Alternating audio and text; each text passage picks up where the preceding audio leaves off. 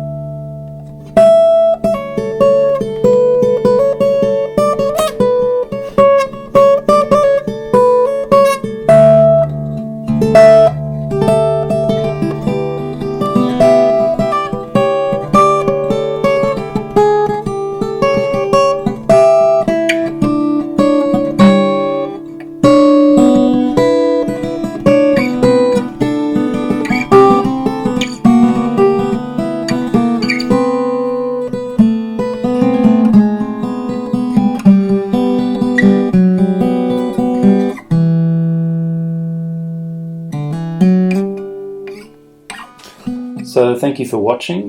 This has been number 87, 12 fret of the body 00 in Engelmann Spruce and Tasmanian Blackwood.